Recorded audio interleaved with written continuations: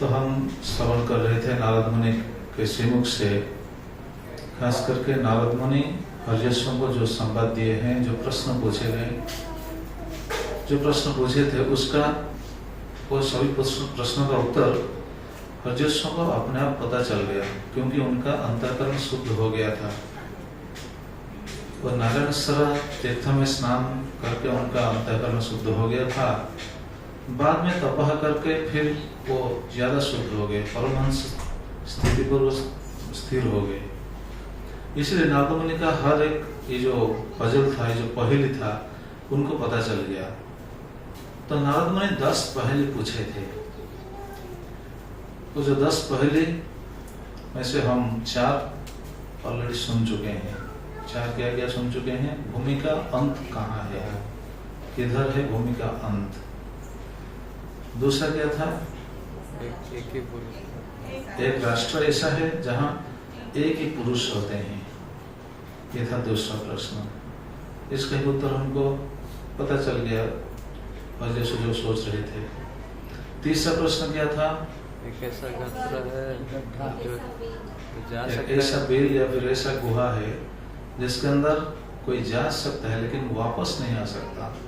वो कौन सा बिल है, कौन सा गोहर है, गुफा है? तो जिसके अंदर जा सकते हैं लेकिन वापस नहीं आ पाएंगे।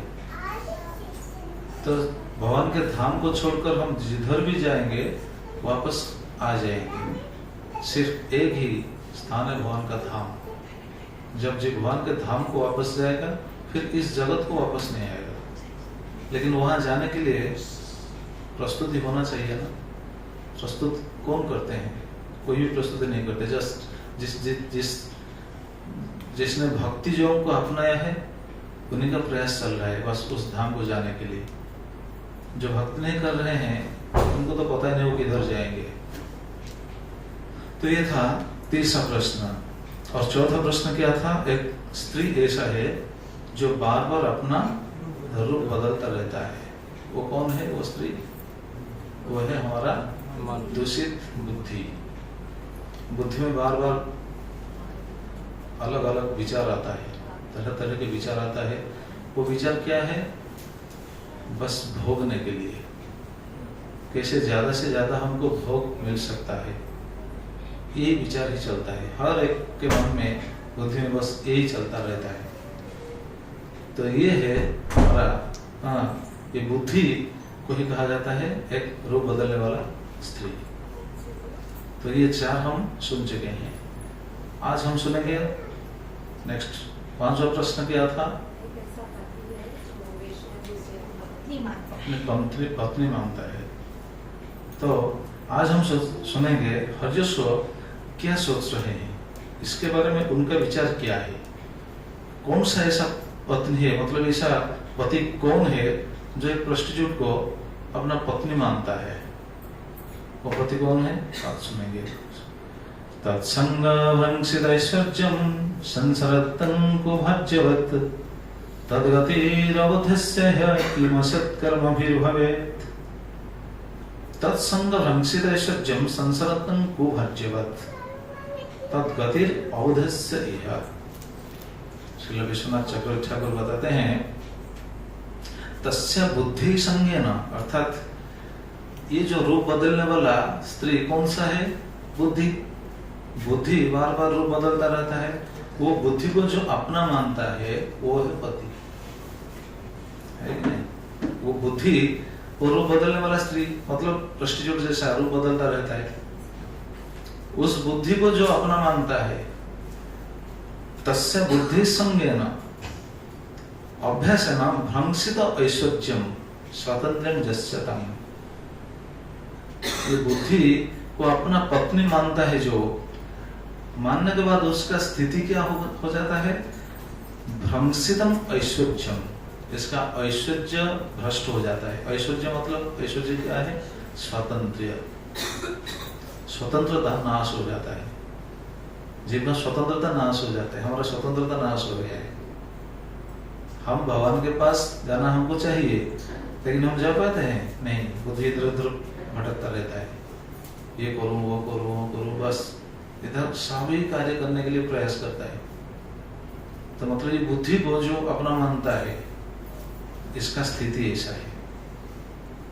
कैसा है देखिए क्या बताते हैं, कुभज्यवत् तस्य संज्ञान पारवस्य न, इस बुद्धि के संग करके परवश हो जाता है। परवश पता है ना, परवश मतलब वो उसके अधीन हो जाता है। बुद्धि जो करता है बस वो करने के लिए जा रहा है। जैसे वीर राघाचार्य अपने एक टीका में बताते हैं, जैसे भर्ज्या अभिलषित वस्त्र आवरणादि अर्जन आयास दुखिनम इव सरंतम। जैसे भार्या बोलता है मुझे ये चाहिए ये चाहिए, पति को जब बोलती है तो पति क्या करते हैं, ला कर देते हैं, तो परवश हो जाते हैं। जैसे परवश हो जाते हैं, हमारा बुद्धि हमको इससे परवश बना देता है। बुद्धि मतलब यह मन, ये मन बुद्धि सब एक जगह पर लेकर सोचना चाहिए। मतलब जो ऐसा विचार पे स्थिर हो गया है ना, वो स्थिर नहीं हो पाएगा, उसका बुद्धि भटकते रहेगा हर समय हर समय।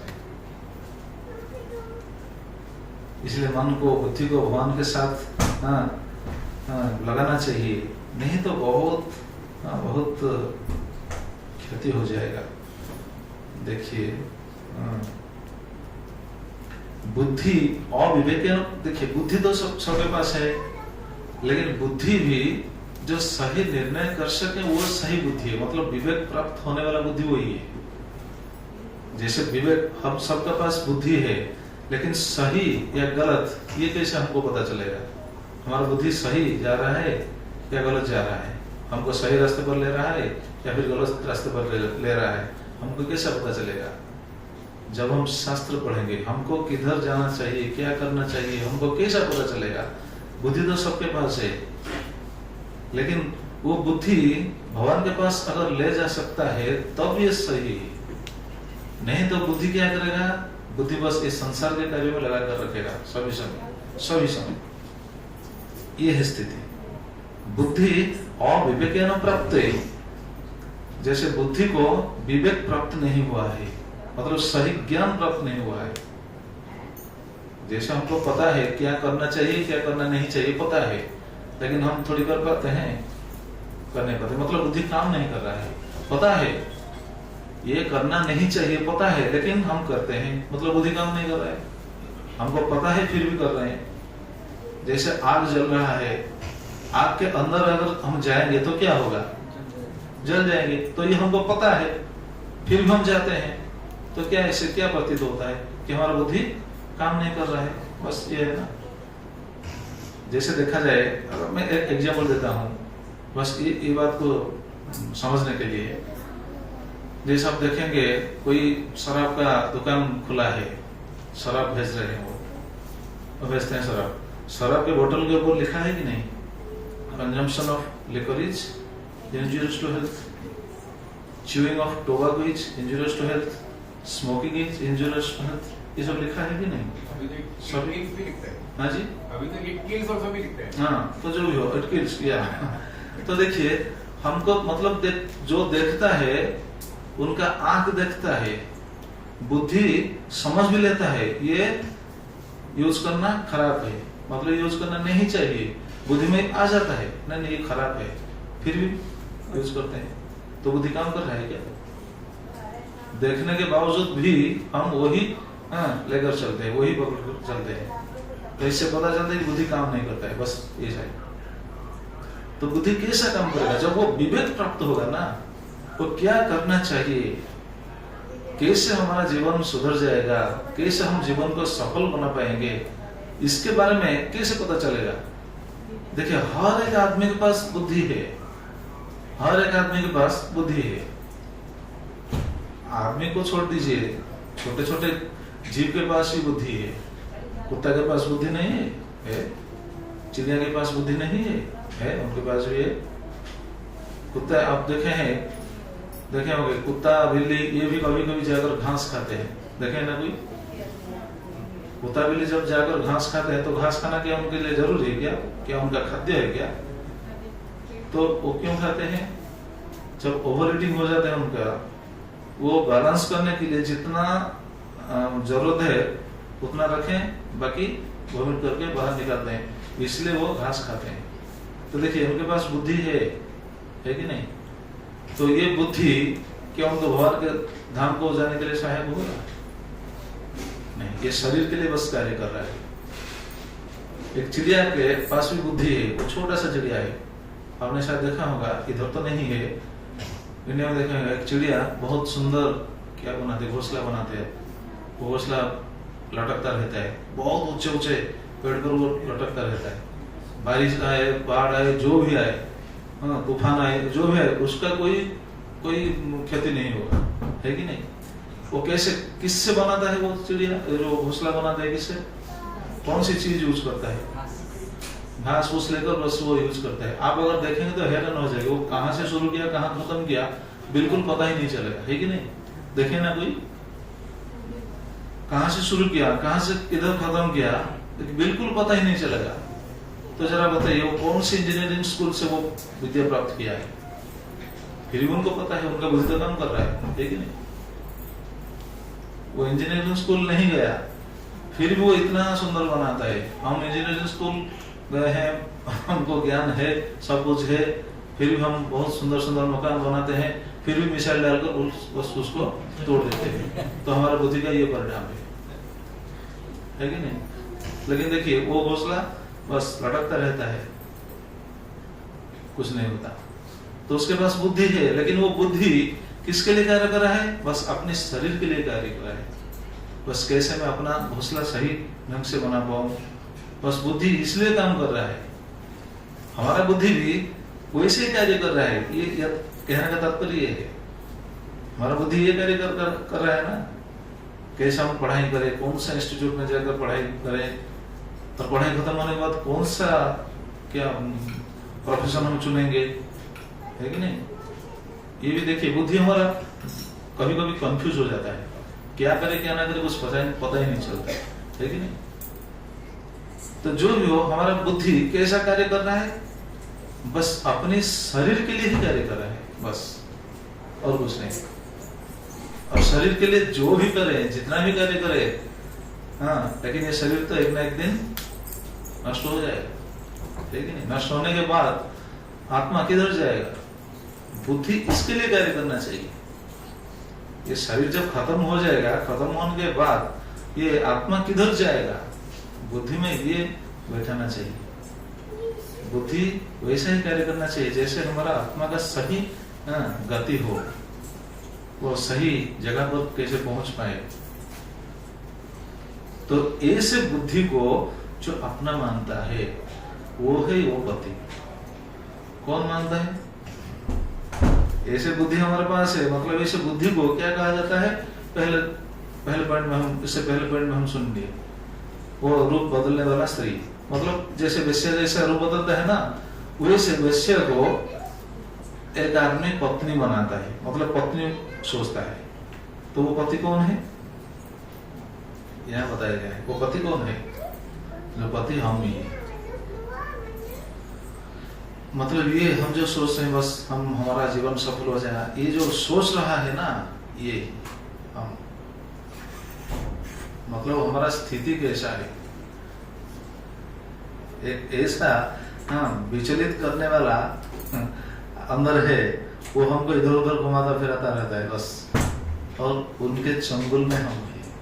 वो जैसा करता है हम वैसा ही करते हैं। बुद्धि देखिए, बुद्धि किसका, बुद्धि ऐसा सही काम करेगा ये पता ही नहीं, हमको पता है, लेकिन फिर भी हम भटक जाते हैं। भगवान के पास जाने की इच्छा नहीं हो रहा है। भगवान के पास जाने की इच्छा किसका प्रॉब्लम होता है? हमारा थोड़ी है, नहीं, हमारा ये सोच है बस जितना दिन इधर रहेंगे कैसा अच्छा बीतता जाएगा, वैसा हम सोच रहे हैं। भगवान से ही हमारा प्रार्थना है, बस जीवन अच्छा चलता रहे। अरे अच्छा चलता रहे या बुरा चलता रहे तो ललाट में लिखा जैसा है वैसा ही होगा ना, है कि नहीं? तो भगवान के पास कैसे वापस जाएंगे, ये सही बुद्धि का निर्णय है। ये आचार्य लोग शास्त्र में ऐसा बताते हैं। नहीं तो क्या होता है, देखिए वीर राघवाचार्य ये बताते हैं, तस्य बुद्धे गति सुख दुख हर्ष विषादादि लक्षण संसंतन ऐसा बुद्धि से हमको क्या क्या मिलता है? सुख दुख। सुख भी मिलता है, कभी भी सुख भी मिलता है, सुख नहीं है ऐसा नहीं कर सकते हैं, सुख मिलता है। लेकिन कितना सुख, कल हम चर्चा कर रहे थे ना, कितना सुख। जैसे रेगिस्तान में हम चल रहे हैं, बहुत जोर से जल पीने की इच्छा है, थोड़ा सा उंगली में या फिर अंजलि में जैसा जल, जितना जल उतना मिलता है, बस वैसा ही सुख हमको वैसा ही मिलता है, थोड़ा सा। लेकिन हम चाहते कितना सुख है? जीव कितना सुख चाहता है? अनलिमिटेड, अनंत सुख चाहता है, मिल नहीं पाता, चाहता है अनंत सुख। अच्छा जरा बताइए, क्यों जीव अनंत सुख चाहता है? हमारा जो चाहता है ना वो अनंत सुख भोगने की हमारा इच्छा है, चाहत है। क्यों? ऐसा क्यों? हाँ, क्योंकि हमारा स्वरूप है चित्त। हमारा जो स्वरूप है ना, ये हम शरीर धारण किए हैं, ये तो जड़ शरीर है, लेकिन अंदर जो है जीवात्मा जो है ना, ये जीवात्मा सच्चित आनंदमय का अंश है ना। तो आत्मा परमात्मा के अंश है, परमात्मा अनंत है उनके, इसलिए आत्मा का चाहत भी अनंत है, वो भी चाह रहा है अनंत, लेकिन मिल नहीं पाता। कैसे मिलेगा? जब भगवान के साथ जुड़कर चलेगा तब मिलेगा। ये बताया गया है। सुख दुख हर्ष विषाद आदि लक्षण, ये सब लक्षण मतलब सुख दुख हर्ष विषाद, ये सब लेकर संसारांतन भ्रमण करता रहता है। बार बार बार बार हमको शरीर मिलता है, बार बार बार बार। देखिए ये नारद मुनि का कहने का तात्पर्य क्या है? हर श्लोक में हर पॉइंट से हमको यह पता चल जाता है कि हम ये शरीर नहीं है, यहाँ रहना हमारा मतलब बुद्धिमान का परिचय नहीं है। भगवान के पास वापस कैसे जाएंगे? बस ये अगर सोच पाएंगे या फिर वैसे कार्य कर पाएंगे तो हमारा जीवन सफल होगा। नारद मुनि का कहने का तात्पर्य वही, लेकिन हमको ये पता नहीं चलता, वैसे बुद्धि के वशवर्ती हम हो गए। तो देखिए कैसा सिद्धांत बताया गया है। और क्या होता है? विश्वनाथ चक्रवर्ती ठाकुर बताते हैं, तस्य गति, ऐसे बुद्धि, जब हम पकड़ करके चलते हैं तो तस्य गति, उनका गति क्या होता है? स्वर्ग नरक आद्या अपि अजानता। कभी स्वर्ग जाएगा, कभी नरक जाएगा, कभी किधर जाएगा, कहाँ जाएगा, कुछ भी पता नहीं चलता। हम इधर यहाँ बैठे हैं, हम पिछले जन्म में स्वर्ग में थे या नहीं, किसको पता? हो सकता है इधर हम बैठे हैं, पिछले जन्म में शायद स्वर्ग में रहे होंगे, हो सकता है रहे होंगे, या फिर पिछले जन्म में हम नरक में रहे होंगे, किसको पता? किसको पता नहीं। ठीक वैसा ये शरीर छोड़ने के बाद हम किधर जाएंगे? हो सकता है स्वर्ग भी जा सकते हैं, हो सकता है नरक को भी जा सकते हैं, किसको पता? कौन देखे हैं, किसको पता है? बस शास्त्र में ऐसा बताया गया है। हमारा कार्य ही निर्भर करता है, मतलब हम किधर जाएंगे ये हमारा कार्य ही हमको क्या बोलते हैं, कार्य से पता चलेगा वो किधर जाएंगे। तो बताया गया है। इसीलिए ये सोच रहे हैं किम असत कर्म में भवेत, तो क्यों हम असत कार्य करें, असत कार्य से क्यों हमारा जीवन को गवाएं? ऐसा सोच रहे हैं। असत कार्य मतलब क्या? दूसरों को मारना, दूसरों को ठगना, ये असत कार्य, ये तो असत कार्य है, लेकिन इसके बारे में यहाँ बताया नहीं गया है। असत कार्य मतलब भगवान के भक्ति को छोड़ करके बाकी जितना कार्य है वो है असत कार्य।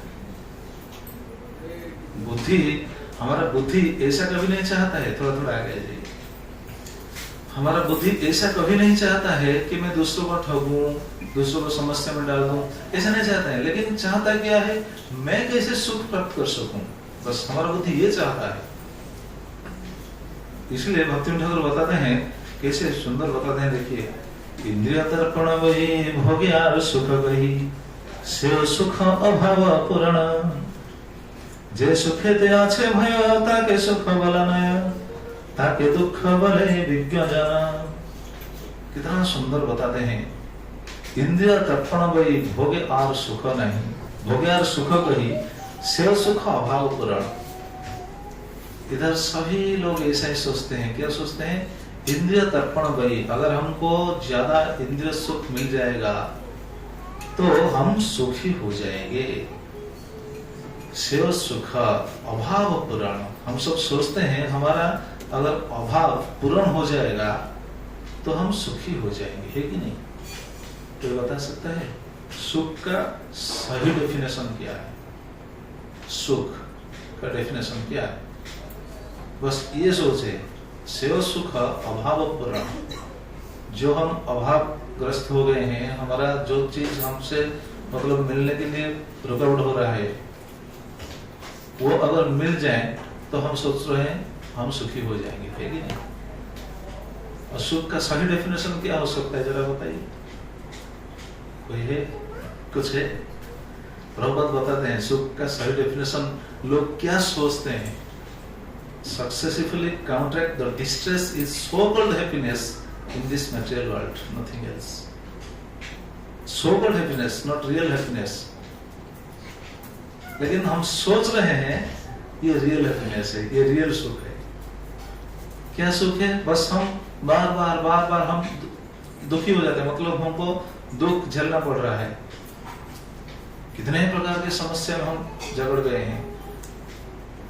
तो जब हम एक समस्या का सम्मुखीन हो जाते हैं, एक समस्या आ जाता है हमारे ऊपर, बस हम क्या सोचते हैं? हम दुखी हैं। वो समस्या जो भी समस्या हो सकता है, शारीरिक समस्या हो सकता है, आर्थिक समस्या हो सकता है, जागतिक समस्या हो सकता है, जैसे जैसे वार हो रहा है ऐसा भी समस्या हो सकता है, फैमिली समस्या हो सकता है। देखिए जो भी समस्या हो सकता है, जब हम समस्या में पड़ जाते हैं क्या सोचते हैं? हम दुखी हैं। जब उस समस्या से हम उत्तीर्ण हो जाते हैं, क्रॉस करके आगे चले जाते हैं, तो क्या सोचते हैं? हम सुखी हो गए हमारा दुख चला गया। तो ये क्या रियल सुख है? नहीं। एक समस्या चला गया, लेकिन दूसरा समस्या भी आने वाला है ना। कब आएगा? कितने बजे आएगा? कौन सा समस्या आएगा? थोड़ी पता है हमको? किसको पता है? कोई नहीं बता पाएगा। कौन सा समस्या आएगा अगले दिन, हमारे लिए कौन सा समस्या है, हम किसी को भी पता नहीं। जब समस्या में गिर जाएंगे लगेगा हम दुखी होंगे। तो सही सुख क्या है, ये सोचने वाला बात है। सही सुख क्या है? हाँ जी, भक्ति अदृश्य है। हाँ वो तो है। आप भक्ति कर रहे हैं इसलिए बात बताते हैं, इसलिए बोल रहे हो। अगर भक्ति को तत्पर नहीं आए तो क्या सोचेंगे हम? सही सुख क्या है? बस इस जगत का, हाँ, जगत को ही हम सुख मानेंगे। कैसे? जगत में अगर कोई अच्छा चीज हमको मिल जाएगा, मतलब ये सिद्धांत क्या है? इंद्रिय तर्पण वही भोगे आर सुख कही। ये इंद्रिय भोग्य विषय वस्तु को अगर हम प्राप्त कर जाते हैं तो हम सुखी सोचते हैं अपने आप को। और लोग दुखी मानते हैं। आजकल अगर देखा जाए तो लोग क्यों दुखी अपने आप को मानते हैं? अपने आप को दुखी मानते हैं दूसरों को देख करके। दुखी का कारण ये है और कुछ नहीं। अरे इनके पास ऐसा गाड़ी है, मेरे पास नहीं है। अरे इनके पास है, तुम्हारे पास तो है ना, कुछ ना कुछ तो है ना तुम्हारे पास। लेकिन दुखी हो जाते हैं दूसरों को देखकर। इनके पास इतना बड़ा मकान है, मेरे पास नहीं है। अरे वो इतना कमाता है, अरे वो कमाता है, उनको कमाने दो, तुम क्यों उनके लिए चिंता कर रहे हो? देखिए लोग दुखी हो जाते हैं क्यों? बस दूसरों को देख करके। है कि नहीं प्रभु जी? ऐसा है कि नहीं? सभी जगह पर ऐसे देखा जाता है। कम से कम हम जैसा स्थिति में है हमको प्रसन्न होना चाहिए। दूसरों को देखकर, अच्छा अगर कोई सोचेगा, कोई प्रश्न करेगा, ठीक है, दूसरों को देखकर हम दुखी हो जाते हैं, दूसरों को देखकर हम सुखी नहीं हो पाएंगे? नहीं हो पाएंगे? कौन कहता है नहीं हो पाएंगे? हो पाएंगे। मैं बताऊंगा, वो सूत्र है, वो की है। दूसरों को देखकर हम सुखी हो पाएंगे। कैसे हो पाएंगे? हाँ जी, एग्जैक्टली। हम दूसरों को देखकर दुखी हो जाते हैं क्यों? हमसे जो ज्यादा आगे है उनको देखकर हम दुखी हो जाते हैं। अरे अगर सुखी होना चाहते हो तो हमसे जो पीछे है उनको देखो ना, है कि नहीं? उनको अगर देखेंगे तो सुखी हो जाएंगे। बस ये तो आसान तरीका है। पता चला? तो अभिमान आ जाएगा। हाँ? वो तो अभिमान है, सुखी नहीं होगा। अभिमान तो ठीक है, लेकिन कम से कम समझने के लिए बस ये बोल रहा हूँ मैं। दोनों तरफ से दोस्त हैं। ऐसा ही होता है। हाँ, हम सुनेंगे अभिमान का क्या फल है, ये भी सुनेंगे, आएगा अगले श्लोक में, अगले श्लोक में आएगा। तो कम से कम अपने आप को संभालना चाहिए। कैसे संभाल पाएंगे? जब देखेंगे अरे वो मुझसे आगे है, ठीक है वो आगे है, लेकिन मुझसे तो बहुत लोग पीछे भी है, तो कम से कम उनसे तो मैं आगे हूं ना। तो इससे हमको बस ये पकड़ करके चलना चाहिए कि सभी के ललाट में जो लिखा है उसको ऐसा ही मिलता है, बस हम क्यों दुखी हैं? तो ये ज्ञान होना चाहिए, नहीं तो बहुत मुश्किल, इस जगत में बचकर रहना बहुत मुश्किल। मतलब ये जो सही सुख मिलना यहाँ बहुत मुश्किल है। तो ये बुद्धि हमारा है, इसी बुद्धि को हम अपना मानते हैं। तो सही बुद्धि कहाँ से मिलेगा? इसलिए भगवान को पकड़ करके चलना चाहिए। मतलब बुद्धि में ये स्थिर होना चाहिए कि मैं किसका हूं? मैं भगवान का हूं। मेरे पास जो कुछ भी है ये किसका है? ये भगवान का ही है। बस मैं किसी का हूं? मैं तो भगवान का हूं। अगर मैं भगवान का हूं तो मेरा क्या है? मेरा कुछ नहीं। मेरा जो कुछ है वो भी किसका है? भगवान का है। ये विचार आना चाहिए। तो ये था 6th क्वेश्चन का आंसर। और बहुत सिद्धांत है इसके ऊपर, अगर चर्चा किया जाए तो बहुत है, बहुत भक्ति ठाकुर बहुत बताए। भगवत गीता में भगवान भी स्वयं बताते हैं गीता में, बुद्धि हमारा इधर उधर क्यों भटकता रहता है, इसलिए भगवान बताते हैं व्यवसायत्मिका बुद्धि रे कह पुरनंदना बहु शाखा ही अनंतंश बुद्ध अव्यवसायी नाम। ये बुद्धि देखिए बहुत शाखा में विभक्त है। व्यवसायत्मिका बुद्धि होना चाहिए। बुद्धि एक जगह पर स्थिर होना चाहिए। कौन सी जगह पर स्थिर होना चाहिए? बस भगवान की भक्ति में स्थिर होना चाहिए, नहीं तो बहुत मुश्किल। इस जगत में सर्वाइव करना बहुत मुश्किल। इसलिए व्यवसायत्मिका बुद्धि, नचेत ये बुद्धि हमको बहुत कार्य कराता रहेगा और हमको नरक में डालेगा। गीता में ऐसा श्लोक है, गीता में 16 चैप्टर में ऐसा श्लोक है। क्या श्लोक अभी याद नहीं आ रहा है। मतलब बुद्धि हमको कैसा डालता है? बहु बहु बहु शाखा अनंतंश, बहुत शाखा, तो श्लोक है। बुद्धि बहुत शाखा में विभक्त हो जाता है। 16 चैप्टर देखिए, तो मेरा जीवा का अग्रभाग पर है वो श्लोक, याद नहीं आ रहा है। अनेक चित्त विभ्रांता मोहजाल समावृता प्रसक्ता काम भोगेषु पतंती नरके असुचो। ये श्लोक देखिए, अनेक चित्त विभ्रांता, चित्त अनेक कार्यों से हमारा क्या हो जाता है? विभ्रांत हो जाता है, एक जगह पर स्थिर नहीं होता है। अगर हम सुबह उठकर अगर रात तक, मतलब सुबह बेड त्याग करने से बेड को जाने तक फुल टाइम, अगर हम बैठकर सोचेंगे हमारा बुद्धि क्या कार्य कर रहा है, बस एक दिन अपने आप को ऐसा तर्जमा करना चाहिए, परीक्षा करना चाहिए कि हमारा बुद्धि आज क्या क्या कार्य कर रहा है, बुद्धि में क्या क्या विचार आ रहा है। देखिए कितना विचार आएगा, कम से कम 50-60 विचार शायद आएगा। आप सोचिए, अब लिखिए मेरा बुद्धि आज क्या क्या चिंता किया, ये करना ये करना ये करना ये करना। हाँ जी, 50-60 हाँ हो जाएगा। बस आप अपने आप को तर्जमा कीजिए ना, किसी को देखना जरूरत नहीं। किसी को हम देखें वो क्या कर रहे हैं, नहीं हम क्या कर रहे हैं, हमको देखना चाहिए। शास्त्र में जो कुछ बताया गया है किसके लिए जरा सोचिए। शास्त्र में जो कुछ बताया गया है किसके लिए? सबको ये सोचना चाहिए, शास्त्र में जो कुछ बताया गया है मेरे लिए, उनके लिए नहीं। उनके लिए है या नहीं उनको पता, वो समझे वो जाने। बस शास्त्र में जो कुछ दिया गया है हमारे लिए। हम जब सुन रहे हैं, सुनने के बाद भी हमको ये सोचना चाहिए हम आज जो सुन रहे हैं ये हमारे लिए, उनके लिए नहीं। लेकिन आजकल ये प्रॉब्लम हो जाता है, सब सोचते हैं क्या वो जो बताया गया है उनके लिए, मेरे लिए नहीं। वो जो बताया गया है उनके लिए। हम दूसरों को देखते हैं, नहीं ऐसा देखना नहीं चाहिए।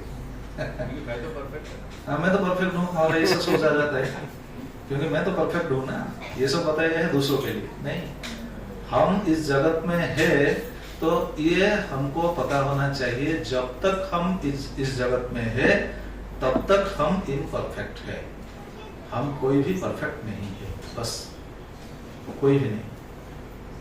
हमारे सिर्फ आचार्य लोगों को छोड़ के, शुद्ध साधु भगवान के जो आचार्य जो आए हैं, भगवान से जो पृष्ठ लोग है, कृष्ण पृष्ठ लोग, हमारा पूर्वाचार्य लोग, उनको छोड़ करके बाकी सब हम जितने भी बद्ध जीव है, जड़ जीव है, हम सब इम्परफेक्ट है जब तक भगवान के पास वापस नहीं जा सकते। तो क्या कह रहा था? हाँ, ये जो श्लोक बोल रहा था 16, अनेक चित्त विभ्रांता, चित्त विभ्रांत हो जाता है, बहुत कार्य ये करूं वो करूं वो करूं वो करूं, बस ऐसा ही चलता रहता है, स्थिर नहीं हो पाता है एक जगह पर। मैं भगवान का भक्ति करूं, भगवान को प्राप्त करूं, कैसे भगवान के पास वापस जाऊं, ये स्थिर होना चाहिए माइंड में। अगर ये फिक्स हो जाएगा तब सभी कार्य अपने आप धीरे धीरे धीरे धीरे समझ जाएगा। मतलब क्या बोलते हैं, मार्जित हो जाएगा। क्या है हिंदी में, क्या होगा? मार्जित हो जाएगा, मार्जित, सभी कार्य मार्जित हो जाएंगे। जैसे एक स्टूडेंट पढ़ाई कर रहा है, पीयूष पढ़ाई कर रहे हो, है कि नहीं? पढ़ाई जब कर रहे हैं वो उनका चाहत क्या है, उनका टारगेट क्या है? मैं कैसे फर्स्ट क्लास अचीव करूं, है कि नहीं? या फेल हूं? First class. जब उनका टारगेट फिक्स हो जाता है, मैं कैसे फर्स्ट क्लास प्राप्त कर सकूं, या फिर मैं कैसे रैंक में प्राप्त कर सकूं पोजीशन, तो उनका गोल फिक्स, टारगेट फिक्स हो जाता है, तब वो दूसरे किसी चीज को भी नहीं देखता, है कि नहीं? जिसका गोल फिक्स है वो थोड़ी सोचेगा आज इलेक्ट्रिक नहीं है, करंट नहीं है, आज गर्म हो रहा है, मैं पढ़ाई नहीं करूंगा, सोचेगा? नहीं सोच सकता। क्यों? क्योंकि उनका टारगेट फिक्स है। तो जो भी करेगा वो टारगेट को अचीव करने के लिए, वो जो भी करेगा। ठीक उसी तरह जब हमारा टारगेट फिक्स हो जाएगा, हमको भगवान के पास जाना है, क्योंकि संबंध भगवान के साथ है ना, भगवान के पास जाना है, भगवान के धाम को जाना है, ये तो सही। जैसे हम पहले सुन चुके हैं ना, एक ऐसा बिल है जिधर जाने से फिर वापस नहीं आना पड़ेगा। तो कैसे वो बिल को हम जा पाएंगे? अगर ये टारगेट फिक्स हो गया ना, तब सब कुछ अपने आप सुधर जाएगा, अपने आप अर्जित हो जाएगा, धीरे धीरे धीरे हमारा चित्त शुद्ध हो जाएगा, बुद्धि सही कार्य करेगा। नहीं तो बुद्धि इधर उधर भटकता रहेगा ही रहेगा, बस। तो ये है इस श्लोक का तात्पर्य। तो ये था कौन सा श्लोक, कौन सा प्रश्न गया? 5वां प्रश्न, ठीक है। 6ठा प्रश्न क्या था? हाँ, एक ऐसा नदी जो दोनों दिशाएं बह रही है, इधर से बह रही है, उधर से बह रही है। कौन सा नदी? ऐसा कुछ नदी हो सकता है क्या? ऐसा कोई नदी हो सकता है क्या? हो सकता है कि नहीं? चीन में ऐसा है, हुयांग-हो। चीन में एक ऐसा नदी है जिसको हुयांग-हो कहते हैं। वो चीन का दुख ऐसा कहा जाता है।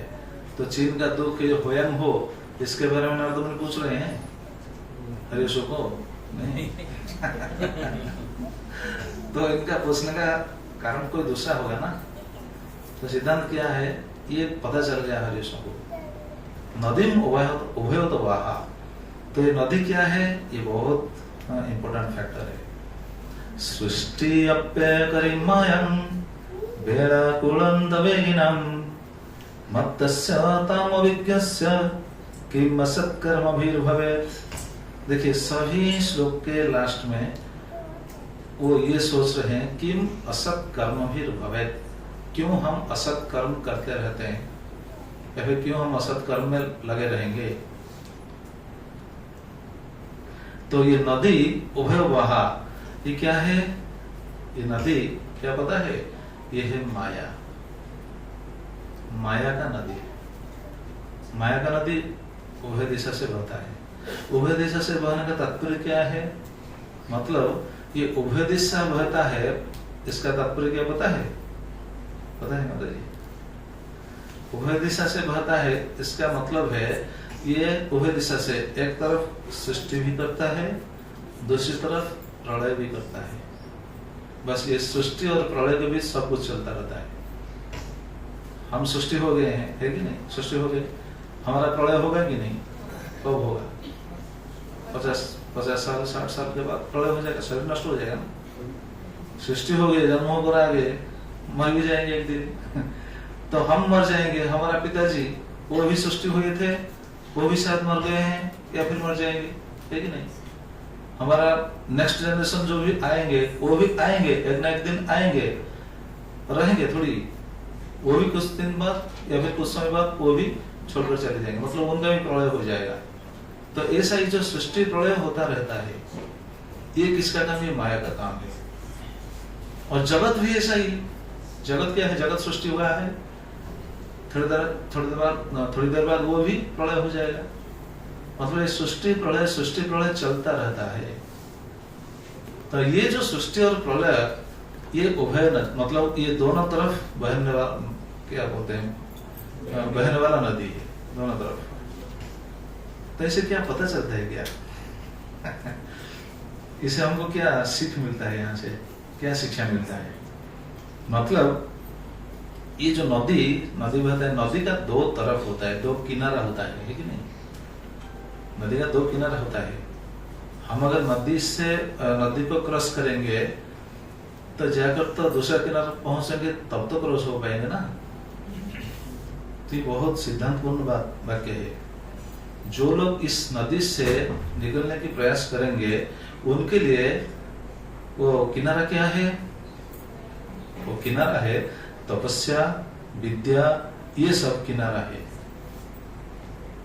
लेकिन ये माया का प्रभाव क्या है? माया का प्रभाव ये है, कहने का तात्पर्य ये है,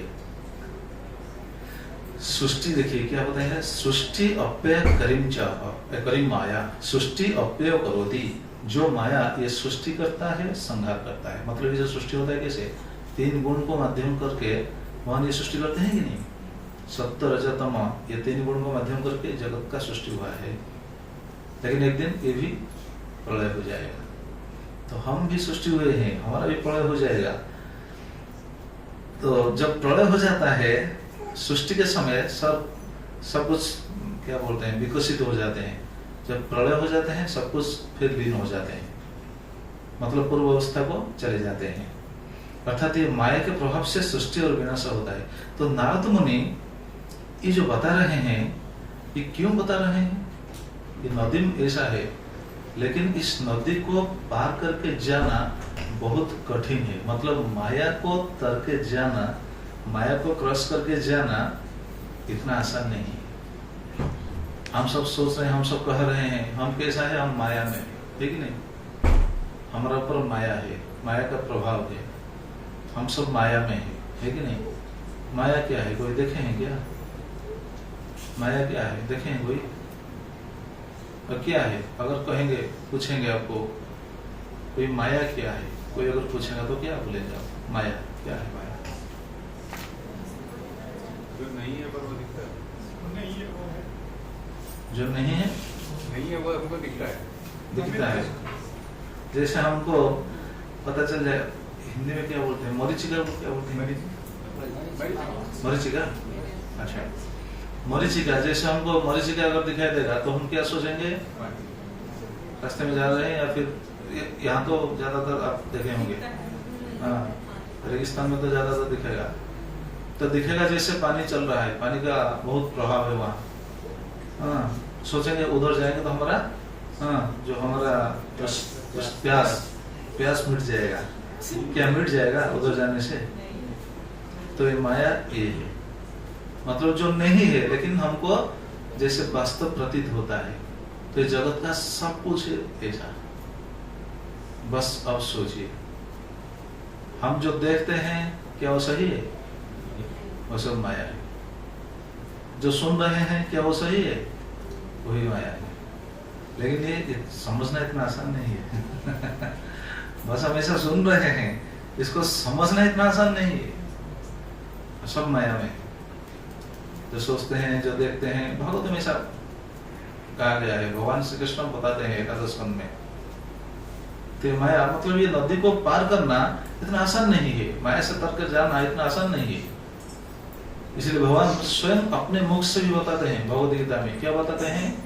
दैवी हे सा गुणमयी मम माया दुरत्यया, मेरे माया को पार करके जाना ये इतना आसान नहीं, दुरत्या बहुत कठिन है, लेकिन असंभव नहीं है। कैसा संभव है? उसके बाद क्या बताते हैं? माम एव जे प्रपद्यन्ते मायां मेतं तरन्ति ते, जो सिर्फ मुझसे ही प्रपन्न हो जाएगा वो माया को तर जाएगा। मतलब हम अपनी शक्ति से माया को तर नहीं जाएंगे, भगवान की कृपा से, भगवान की कृपा से तर पाएंगे। अपनी शक्ति नहीं है, हम तो डूब जाएंगे, वो नदी में डूब जाएंगे। क्यों? क्योंकि दोनों तरफ से बह रहा है ना, दोनों तरफ बहेगा तो बीच में क्या होगा? भंवर होगा कि नहीं? भंवर बोलते हैं ना, तो भंवर जिधर होगा हम कैसे तर के जाएंगे? वो भंवर में तो डूब जाएंगे, है कि नहीं? तो हमारा शक्ति सामर्थ्य नहीं है माया को तरना, ये भगवान का सामर्थ्य है। जैसे एक सुनिए, जगन्नाथ जी की लीला सुनिए, सुनेंगे? ये माया के बारे में, ठीक है सुनिए। जगन्नाथ जी के एक भक्त थे,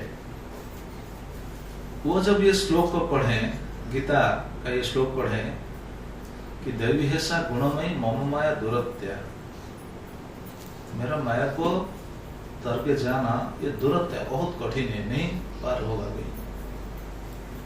वो उनका मन में विचार आ गया, अच्छा भगवान का माया क्या इतना शक्तिशाली है, हम पार नहीं जा पाएंगे? क्यों नहीं जा पाएंगे? हम तो ज्ञानी है, हमारा बुद्धि है, हमारा शास्त्र ज्ञान है, हम तो सब कुछ जानते हैं, क्यों नहीं पार जाएंगे? तो उनका ऐसा विचार आ गया, बस ऐसा आ गया, गीता तो पढ़ दिया, वैसा विचार आ गया। मतलब विचार ऐसा आया, इससे क्या पता चला कि भगवान के वाक्यों को उन्होंने क्या किया? अविश्वास किया, है कि नहीं? भगवान के वाक्यों को ठुकरा दिया, अविश्वास किया। ऐसा हो सकता है क्या? ये ऐसा सोचने लगा। तो जाकर नहाने के लिए गया था, श्वेत गंगा को जाकर नहाया था, जाकर श्वेत गंगा में डुबकी लगाया, उठ नहीं पाया। देखिए क्या हुआ, डुबकी लगाया, जब उठा, जब जल से उठा किधर? गंगा में, काशी में जाकर उठा। काशी में जब उठकर वो बिल्कुल हैरान हो गया, मतलब उनको सब कुछ वो भूल गया था, उनको कुछ पता नहीं था, मैं श्रीक्षेत्र का हूँ, मेरा स्वरूप क्या है, मैं कौन हूँ, वो बिल्कुल भूल गया था सब कुछ। वहां गंगा में उठकर घूमने लगा इधर उधर, काशी बनारस में इधर उधर घूमता रहा, कुछ उनको पता नहीं, कुछ याद नहीं, कुछ भी नहीं। और फिर जाकर गंगा क्या है वहां, विश्वनाथ के पास जाकर बैठकर कुछ दर्शन करके बैठकर कुछ सोच रहा था। उसी समय वहां के विद्वान लोग, मतलब पंडित लोग, ब्राह्मण लोग, उन्होंने देखा इसको, देखकर ये सोचा ये तो बहुत दिखने के तो बहुत अच्छा दिखता है, ब्राह्मण भी है, जनेऊ दिखता है, ब्राह्मण है, दिखने के तो अच्छा दिखता है, पूछे ये कौन है? उनको पूछने लगा, उनको कुछ पता ही नहीं।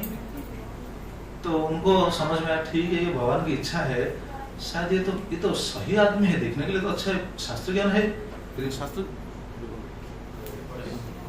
माया ऐसा ही है। घर को चला गया और उनको तो कुछ पता ही नहीं था। घर में रखकर कुछ दिन बीत गया और बाद में अपनी बेटी के साथ उनका शादी करवा दिया। उनके घर में वो रहने लगा, घर जमाई बनकर बस वहां रह गया। बहुत दिन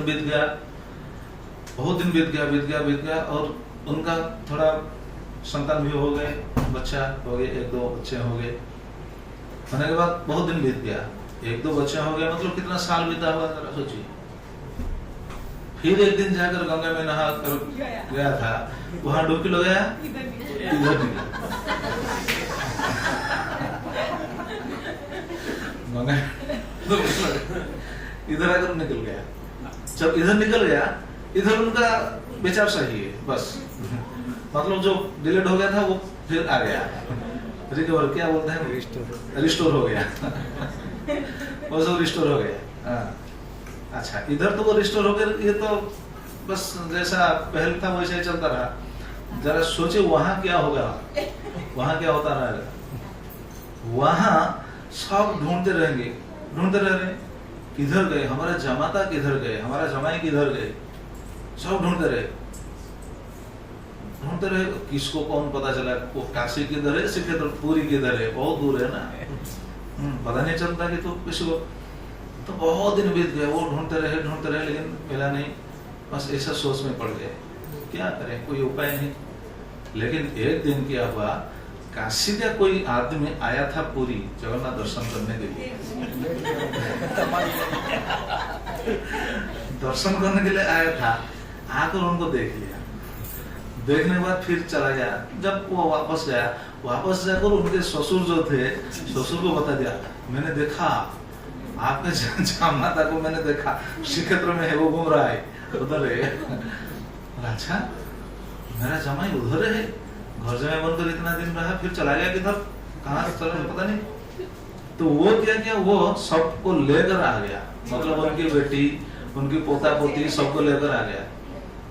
आकर पहुंच गए इधर पहुंच के वो आदमी को पकड़े, तो तुम इधर क्या कर रहे हो। वो बोला आप कौन है। देखिए वो उनको बिल्कुल पहचान नहीं पाया, बोले आप कौन है। अरे कौन है तुम, हमारा जमाता, हमारा जमाई हो, ये मेरा बेटी है, इससे तुम्हारा शादी हुआ है, ये तुम्हारा बच्चे हैं। वो बोला आप, मुझे तो कुछ याद नहीं है, मुझे तो कुछ याद नहीं आ रहा है, मेरा तो इधर घर है, मेरा तो पत्नी है, मेरा तो पिता है, मेरा तो सब कुछ है, मेरा तो फैमिली इधर है, आप क्या बोल रहे हो। अब सोचिए कौन सा फैमिली उनका सही है, ये पूरी वाला फैमिली सही है या फिर काशी वाला फैमिली सही है। और बच्चे लोग, हो सकता है कोई झूठ बोल रहा होगा, लेकिन बच्चे लोग बोल रहे हैं पिताजी पिताजी बोलकर पुकार रहे हैं, तो बच्चे तो ऐसा झूठ नहीं बोल सकते हैं।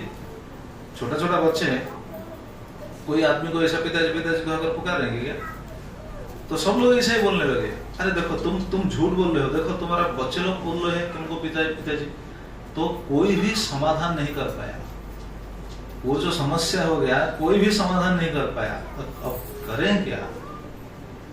फिर जाकर महाराज के पास बात पहुंच गया, गजपति महाराज उस समय जो थे, उनके पास जाकर ये समस्या पहुंच गया। जब पहुंच गया गजपति महाराज, वो भी हैरान हो गया, अरे ऐसा कैसा हो सकता है, एक आदमी का दो फैमिली कैसा हो सकता है, इधर एक फैमिली उधर एक फैमिली। हाँ हो सकता है, लेकिन वो तो पहचान नहीं पा रहा है, वो तो नकार रहा है कि ये हमारा फैमिली नहीं है। लेकिन वो लोग जिद्दी कर रहे हैं, नहीं नहीं ये आप हमारा पति है, हमारा पिता है, हमारा जमाई है, बस वो जिद्दी कर रहे हैं। उसी समय गजपति महाराज को भी कंफ्यूजन हो गया, कैसे मैं विचार करूं, अगर आप गजपति महाराज की स्थिति में होंगे तो क्या करेंगे, जरा सोचिए। कौन होगा गजपति महाराज, हाथ उठाइए अभी। क्या करेंगे उसका। हम पूछेंगे भाई ये बीच में एब्सेंट था, किधर गया था वो। अच्छा, लेकिन ऐसा था वो एब्सेंट नहीं था, उधर भी कार्य चल रहा था ना, पूरी में भी कार्य चल रहा था। अगर एब्सेंट हो गया तो वो भी ढूंढते रहे होंगे ना, वो तो ढूंढते नहीं रहे, मतलब वो तो ढूंढ रहे थे, एब्सेंट नहीं, इधर भी था उधर भी था, लेकिन इधर जो था, इधर रहने का पता सिर्फ उनके फैमिली को है, उनको नहीं। वो तो एब्सेंट, उनका मतलब क्या बोलते हैं, माइंड एब्सेंट हो गया था, फिजिकली वो भी इधर था, वो उधर भी था। तो जरा सोचिए क्या है स्थिति, क्या है। जब गजपति महाराज के पास ये पहुंच गया, गजपति महाराज हैरान हो गए, वो कुछ नहीं कर पाए, वो सिर्फ एक कार्य किए, क्या, जगन्नाथ जी से प्रार्थना की, प्रभु ये प्रॉब्लम मैं समाधान नहीं कर पाता, आप कीजिए। तो जाकर जब जगन्नाथ जी के पास उन्होंने अधिया हिंदी में क्या होगा, शरणागत हो गए, तब जगन्नाथ जी ने उनको शून्यवाणी से समझाया। किसको, गजपति महाराज को नहीं, गजपति महाराज को तो समझाया, लेकिन सही ढंग से समझाया वो ब्राह्मण को। उनको समझाया, तुम माया देखना चाहते थे ना, तुम सोच रहे थे ना माया क्या है, माया से मैं तर जाऊंगा, अभी क्या हुआ देखा, फंस गया। तो बिल्कुल उनको समझ में नहीं आ रहा है मैं क्या करूं, कौन सा फैमिली मेरा सही है। तब उनको सब याद है, अरे मैं गीता पढ़ रहा था, ये सोच रहा था कि माया को अति आसानी से हम तर जाएंगे, ये भगवान का माया। तो जरा सोचिए, उनका तो स्थिति ऐसा था, हमारा स्थिति क्या है? हमारा स्थिति भी ऐसा है। हालांकि हमको पता नहीं हमारा पिछला जन्म किधर था, पिछले जन्म में हमारा अगर ऐसा हो जाएगा, जरा सोचिए, ऐसा तो नहीं होगा, अगर हो जाएगा, आके पिछले जन्म का पुत्र आकर अगर डिमांड करेगा कि आप मेरे पिताजी हो, चलो आप जाएंगे? हाँ, बहुत केस हो गया। हाँ अभी तो हो गया है, बहुत केस ऐसा मतलब दिखता है। लेकिन अगर ऐसा स्थिति आ जाएगा हमारे ऊपर, तो हम क्या करेंगे? समस्या में गिर जाएंगे ना। तो माया ये, तो कहने का तात्पर्य था कि ये है नदी का उभयधार। मतलब हम ऐसे भंवर में फंस चुके हैं, हमको पता नहीं चलता हम किधर जा रहे हैं, बस नीचे ही जा रहे हैं। तब तरने के लिए दो किनारा है, और ये किनारा क्या है यहाँ बताते हैं। बेड़ाकुलम नदी प्रवाह पतितानंग ततो निर्गम स्थानं तीरम। जो नदी में हम गिर गए हैं ना, वो तो हम तो तैरते हुए जा रहे हैं ना। तो निर्गम स्थान, ऊपर जाने के लिए जो स्थान है, वो स्थान क्या है? तीर है, मतलब किनारा है। तत्वत संसार प्रवाह पतितानंग, ठीक उसी तरह इस संसार के स्रोत में भी हम गिर गए हैं। इस संसार के स्रोत में हम चल रहे हैं ना, हम तो स्थिर नहीं रहे हैं, आगे आगे चलते जा रहे हैं। तत्वत संसार प्रवाह पतितानंग ततो निर्गम स्थान, ये संसार के जो प्रवाह में हम गिर चुके हैं, ये प्रवाह से जब हम बाहर आएंगे तो ये निर्गम स्थान, बाहर आने के लिए जो स्थान है क्या है? तपो विद्यादि तस्य अंत्य समीपे तपो विद्या आदि, ये सब निर्गम स्थान है। लेकिन निर्गम स्थान बहुत क्षिप्र भी होता है, निर्गम स्थान बहुत भयंकर होता है। मतलब किनारा बहुत भयंकर होता है। जब बाढ़ आ जाता है ना, तो क्या बोलते हैं, बीच में जैसा भवंडर है या फिर क्या भंवर है, तो किनारे में भी उतना भयंकर है। क्यों? किनारा क्या होता होगा? जो प्रबल स्रोत से जो पानी बहता रहा, उस समय वो क्या, जैसे उड़िया में बोलते हैं, धस जाता है, मिट्टी धस जाता है। हाँ, मिट्टी बिल्कुल, वो किनारा बिल्कुल धस जाता है, मतलब मिट्टी के साथ बहता चला जाएगा। वो निकल तो नहीं पाएगा। निकलने के लिए अगर कोई ऊपर ही रहकर प्रयास करता रहा होगा, तो वो भी साथ चला जाएगा। हाँ जी, इंग्लिश में एवेलेंच जो बोलते हैं। हाँ, जो बोलते हैं। तो ऐसे आजकल तो अभी आप देखे होंगे असम में ऐसा हो रहा है ना, तो कितना भयंकर स्थिति। तो नदी में अगर ऐसा बाढ़ आ जाए तो ऐसा ही।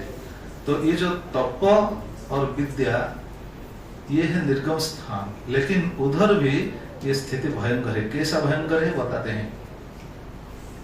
तस्य अंत्य समीपे वेगितं निर्गम प्रतिबंधाय, ये निर्गम स्थान को प्रतिबंध, मतलब वहां भी ऑब्स्टेकल है। क्या ऑब्स्टेकल है? तप विद्या वस्तु दृष्टि क्रोध अहंकार आदि भी क्रोध वेगम। यहाँ दो बहुत मुश्किल चीज है, क्रोध और अहंकार। हम तप कर सकते हैं, हमारे पास ज्ञान हो सकता है, लेकिन अगर क्रोध आ गया और अहंकारी हो गए तो गया, सब गया। ये बताते हैं, क्रोध अहंकार आदि भी क्रोध वेगम ताम अभिज्ञस्य एवं माया मोहेन काम क्रोधादि अहं संसार प्रवाहे पतितोस्मिन् विचार शून्यस्यात् एवं मत्तस्य तत् उद्धार हेतुं भगवत भजन विहाय तत्कारण विषय भोग प्रसक्तस्य असद्भि संसार पात हेतु भी किं भवेत्। ये बहुत बड़ा टीका है, ऐसे लोग ऐसा टीका बनाते हैं। मतलब संसार से हमको कैसे हम पार जा पाएंगे? ये अगर आ गया क्रोध और अहंकार, तब तो गया। और किसके अंदर ये दो नहीं है, जरा बताइए। क्रोध किसके अंदर नहीं है? सभी के अंदर। अहंकार किसके अंदर नहीं है? मैं ये हूँ, मैं वो हूँ, ये जो अहंकार, ये सब है, सब गलत है। देखिए क्या बताते हैं मनु महाराज, मनु संहिता में भी ये बताते हैं, जद्दुस्तरम जद्दुरापम जद्दुर्गम जच्चदुष्करम सर्वं तो तपसा साध्यं तपो ही दुरतिक्रम। जद्दुस्तरम, जिसको तरने का आसान तरीका नहीं है, तरना बहुत कठिन है। जद्दुरापम, जो दुर्लभ है। जद्दुर्गम जच्चदुष्करम, जो करना भी कठिन है, जो दुर्ग जैसा है। सर्वं तो तपसा साध्यम, लेकिन सब कुछ तप के द्वारा हम प्राप्त कर सकते हैं। लेकिन तप करते हुए भी अगर ये दो आ गया, क्रोध और अहंकार, तब तो सब गया। अहंकार से बहुत क्षति होता है, बहुत मतलब हमारा स्थिति बिगड़ ही जाता है। कभी भी अहंकार नहीं करना चाहिए। अहंकार से कम ये हमको पता होना चाहिए। देखिए शास्त्र में क्या बताया गया है। महाभारत का एक श्लोक सुनिए। अभिमानी व्यक्ति जो अहंकारी है, उनके शरीर में ये 18 दोष दिखाई देते हैं। अहंकारी व्यक्ति का 18 दोष। क्या 18 दोष सुने। मदो 18 दोषस्यात् पुराजः स प्रकृतितः लोकद्वेष्यं प्रतिकूल्यं अविश्वयं वृषावच काम क्रोधो परतंत्रं परिवादोऽथ पैशुनम् अर्थहानि विवादश्च माश्चर्य प्राणिपीडनम् ईर्ष्या मोहातिवादश्च संज्ञाना स्वाभ्यसोहिता तस्मत् प्रज्ञो न माद्यत सदा हि एतद् विगर्हितम्। ये 3 श्लोक में बताया गया है, महाभारत का श्लोक। अगर किसका अहंकार आ जाता है तो क्या होता है। मदो 18 दोषस्यात्, 18 दोष उनका मतलब दिखाई देगा उनसे, उनके शरीर से। पहला है लोकद्वेष्य। अगर किसका अहंकार है तो वो लोगों का द्वेष का पात्र होगा, पहला। और दूसरा है प्रतिकूल्यम। उनके जिस वस्तु को लेकर अहंकारी वो हो गया है, अहंकार है, अभिमान है, हाँ, तो वो अगर कोई इस वस्तु को लेकर कुछ तात्सल्य करता है, कुछ कमेंट करता है, तो वो बिल्कुल प्रतिकूल आचरण करेगा, प्रतिकूल। तीसरा, इसको वर्णन करेंगे तो बहुत एग्जाम्पल्स भी है, लेकिन बस सिद्धांत सुनिए। अभ्यस्या, जिसका अहंकार है, उन्होंने गुणवान लोगों के प्रति वो असूया हो जाएंगे। मृषावच, वो मिथ्या कहेंगे। काम क्रोध परतंत्र हो जाएंगे। परतंत्र मतलब जो उनको प्रशंसा करेंगे वो उनके अधीन हो जाएंगे, परतंत्र हो जाएंगे।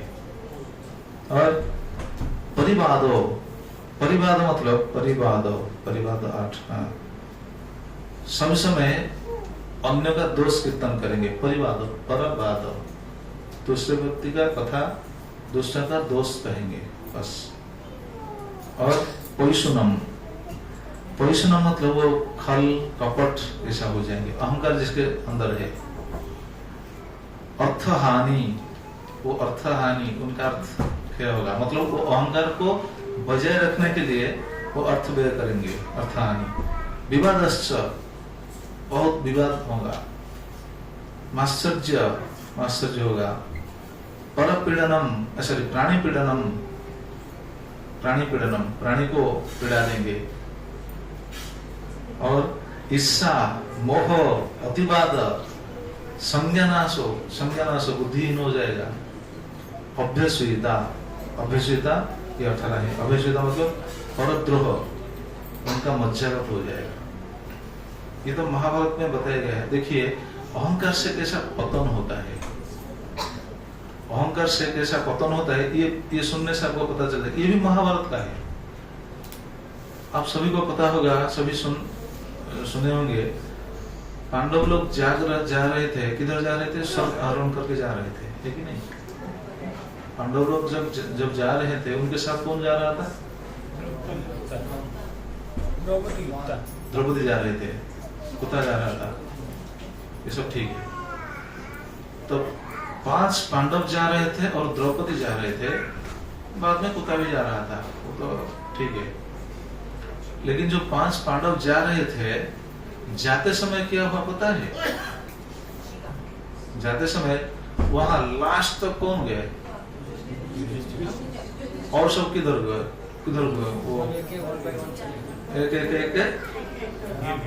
गिर गए, रास्ते में गिरते हुए चले रहे, ठीक है नहीं? एक गिरते रहे, चले रहे।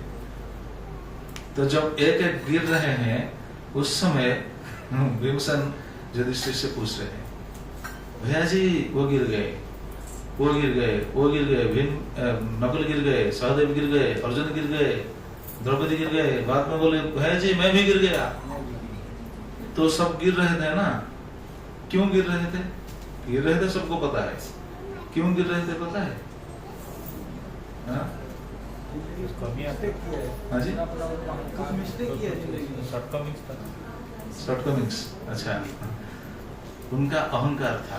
हालांकि पांडव लोग ऐसा नहीं थे, पांडवों का अहंकार था ऐसा कहना ही अपराध है, लेकिन हमको शिक्षा देने के लिए बस ये बताया गया है। उनके एक अहंकार के कारण वो गिरते रहे। क्या क्या अहंकार था देखिए, सुनिए। भीमसेन सब जिज्ञासा कर रहे हैं, ये कथा सुनकर हम कथा को विराम देंगे। हाँ ठीक है, ये कथा सुनकर विराम देंगे। तो पहले भीमसेन पूछ रहे हैं, पहले गिर गए कौन? सहदेव। 5 भाई जा रहे हैं, द्रौपदी जा रहे हैं, पहले सहदेव जाते जाते जाते थे, सहदेव गिर गए। जब गिर गए, भीमसेन पूछने लगे भैया जी सहदेव गिर गए। युधिष्ठिर क्या बोले, ठीक है चिंता मत करो, चलो आगे चलो, बढ़ते रहो। वो पूछ रहे भैया जी सहदेव गिर गए हैं, बताइए क्यों गिर गए हैं, उनको लेकर जाना चाहिए ना। युधिष्ठिर बोले नहीं नहीं नहीं, वो गिर गए, वो गिरने वाले थे। क्यों? क्योंकि उनका एक अहंकार था। पता है किसको? क्या? सुनिए। आत्मनः सदृशं प्रज्ञा नैषमन्यतः कश्चन तेन दोषेण पतितस्तस्मात् एव नृपत्मज। तेन दोषेण पतितस्तस्मात् एव नृपत्मज। हे भीम, वो गिर गए क्यों? क्योंकि इनका एक अहंकार था। आत्मनः सदृशं प्रज्ञं नैष अमन्यतः कश्चन। वो अपने आप को बहुत ज्ञानी समझते थे, किसी को ऐसा ज्ञानी नहीं समझते थे, वो अपने आप को बहुत ज्ञानी समझते थे।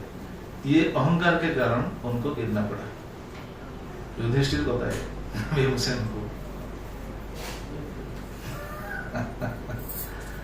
तब आगे बढ़ते रहे। फिर कुछ देर बाद नकुल पतित हो गए, नकुल गिर गए। जब नकुल गिर गए, फिर भीमसेन पूछने लगे भैया जी नकुल गिर गए।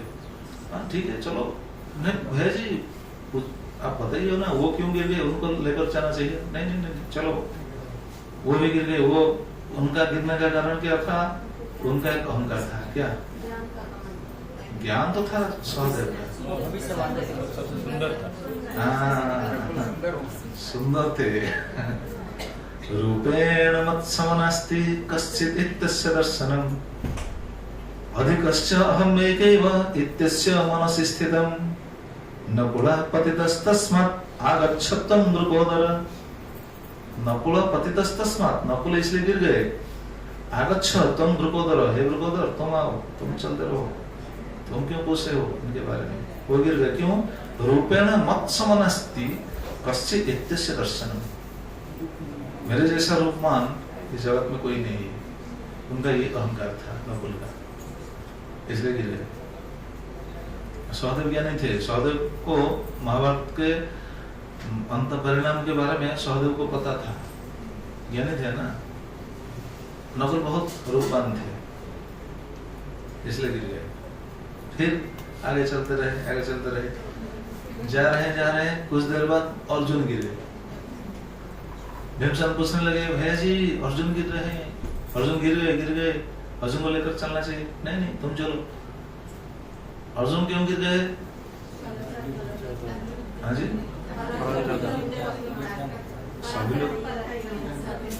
सभी लोग एक साथ बोल रहे हैं, कुछ सुनाई देता। ठीक है।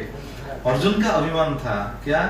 एकन्ना निर्दयं वै शत्रु नित्यर्जुन ब्रवीत न चेतत् कृतवान् ऐसा सुरमानि ततपतत्। अर्जुन का एक अभिमान था, एकन्ना निर्दयं वै शत्रु नित्य अर्जुन अब्रवीत। उनका अभिमान ऐसा था, मैं ऐसा धनुर्धरी हूं, मेरा जैसा धनुर्धरी जगत में नहीं है, मैं सभी को परास्त कर दूंगा। शौर्य अभिमान था। एक दिन में मैं महाभारत को बिल्कुल जो युद्ध को खत्म कर दूंगा, बहुत शत्रु को विनाश कर दूंगा, लेकिन कर नहीं पाया। जो भी हो, वो उनका अभिमान था। देखिए, अवमेहे धनुर्गाहन ऐसा सर्वश्च फल्गुना तथा चैतत् न तु कथा न तु तथा कर्तव्य भूतिमिच्छता। वो अवमेहे धनुर्गाहन ऐसा सर्वश्च फल्गुना, वो अपने आप को श्रेष्ठ धनुर्धरी विचार करके सभी धनुर्धरियों को वो क्या करता था, मतलब नीचे दिखाता था, अपने आप को श्रेष्ठ समझता था। हालांकि अर्जुन ऐसा नहीं है, ऐसा हम नहीं सोच सकते हैं। क्यों? बाद में सुनेंगे। लेकिन ये बताते हैं, तथा च एतत् न तु तथा कर्तव्य भूतम इच्छता। जो अपने मंगल चाहते हैं वो ऐसा कभी भी नहीं करना चाहिए। भीमसेन को युधिष्ठिर महाराज ऐसा बता दिए और कहे चलो आगे चलो। फिर जा रहे हैं, जाते समय भीमसेन भी गिर गए। भीमसेन स्वयं गिर गए। भीमसेन पुकारने लगे, भैया जी मैं गिर गया, मुझे लेकर जाइए। युधिष्ठिर बोले, नहीं तुम गिरते रहो, तुम्हारा भी अभिमान था। भीमसेन का क्या अभिमान था पता है? बलवान नहीं, बलवान तो अभिमान है, ताकत ज्यादा खाते थे। अच्छा नहीं, प्रभु जी बोल रहे हैं। देखिए भीमसेन का क्या था, अभी बोल रहे हैं युधिष्ठिर महाराज, अतिभुक्तश्च भवता प्राणेन तु विकथसे अनवीक्ष्य तु परं पार्थ तेनासि पतितः कितौ। वो अतिभुक्तश्च भवता, वो ज्यादा भोजन कर रहा था। अब भोजन करने से गिर जाएगा? नहीं, भोजन करने से गिरेगा नहीं। भोजन जब कर रहा था उस समय वो देखता नहीं था दूसरा आदमी खा रहा है या नहीं, उनके लिए है या नहीं, ये भी नहीं देखता था। मतलब जितना था सब कुछ खा लेता था। इसलिए ये इनका अहंकार था, इसलिए गिर गए। और द्रौपदी भी गिर गए। द्रौपदी के गिरने का कारण क्या है?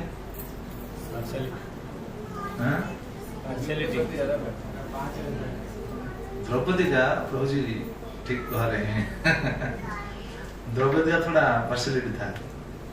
द्रौपदी के क्या था देखिए, पक्षपातो महानस्य विशेषेण धनंजय तस्येतत्फलं दोषा भुंक्ते पुरुषसत्तम। पक्षपातो महानस्य विशेषेण धनंजय। द्रौपदी के 5 पति थे। 5 पति होते हुए भी वो ज्यादा प्यार कर रहे थे किसे? धनंजय को, अर्जुन को। हालांकि सभी को समान प्यार करना चाहिए, लेकिन वो धनंजय को ज्यादा प्यार कर रहे थे। ये जो पक्षपात विचार था इसलिए गिर गए। तो हमको ये जो लीला हम सुने हैं, इससे हमको क्या शिक्षा मिलता है? इससे हमको ये नहीं शिक्षा मिलता है कि हम पांडवों का दोष देखें। नहीं, पांडवों का कोई भी दोष नहीं है, क्योंकि लास्ट में तो युधिष्ठिर महाराज गए ना स्वर्ग को, लेकिन वो जब पहुंचे क्या हुआ पता है? ये लोग पहले पहुंच गए। वो उन्होंने देखा वो लोग सब पहले पहुंच गए थे। तो पांडवों का दोष हम देख नहीं पाएंगे। अगर पांडवों का दोष हम देखेंगे तो अपराध लगेगा, क्योंकि वो सब वैष्णव है ना, ये अपराध लगेगा। तो फिर ये दोष के बारे में क्यों बताया गया है? अहंकार के बारे में क्यों बताया गया है? ये बताया गया है ये इसीलिए क्योंकि पांडव लोग के बीच कौन थे? पांडव लोग तो भगवान के पार्षद थे, वो देवअंशी भी थे। इसीलिए इनके शरीर में ऐसा थोड़ा थोड़ा दिखाई देता था। तो हमको बस ये शिक्षा देने के लिए, ऐसा भी नहीं है कि देवताओं का दोष है, नहीं, ऐसा भी नहीं सोच सकते हैं। तो हमको शिक्षा देने के लिए बस एक एक दोष को दिखाया गया है उनके माध्यम से। अगर हम ऐसा होंगे तो हमारा पतित सुनिश्चित है, हमारा पतन सुनिश्चित है। ये दिखाने के लिए बस ये लीला किया गया है, नहीं तो पांडवों का कोई दोष नहीं है। लास्ट में ये बताया गया है पांडवों का कोई दोष नहीं। अगर हम ऐसे दोष में देखेंगे तो हमारा अपराध हो जाएगा, वैष्णव अपराध होगा, भक्ति भक्ति कुछ भी नहीं होगा। तो ये कौन सा पॉइंट हम सुन रहे थे? छठा पॉइंट, ये नदी में उभरे तो बाहर। और 7, 8, 9, 10 वो जो लास्ट 4 हम कल सुनेंगे। कल तो लास्ट है, कल सुनेंगे। और 4 दिन टिकट एक्सटेंड। हाँ? माता जी कुछ कह रहे हैं, प्रभु जी कुछ कह रहे हैं क्या? बोले 4 दिन कल 11 बजे तो कोई बात नहीं, खत्म करना। प्रभु जी कुछ कह रहे तो हैं। उसके चार्ज ही करेंगे ना, कल परसों 4 दिन ये बोला था ज्यादा। और टिकट 4 दिन एक्सटेंड कर लेते हैं। तो हमें कोई प्रॉब्लम नहीं है। माता जी तो बार बार वो बात बता रहे हैं। आपका कमिटमेंट है। ठीक है, हम कल सुनेंगे, कोई बात नहीं, हम कल सुनेंगे। ठीक है, क्योंकि अभी हमको दूसरा जगह पर जाना है। तो ठीक, जय ग्रंथराज श्रीमद् भागवतम की, श्री प्रभुपाद जी महाराज की, श्री बाबा श्री गुरुदेव की, अनंत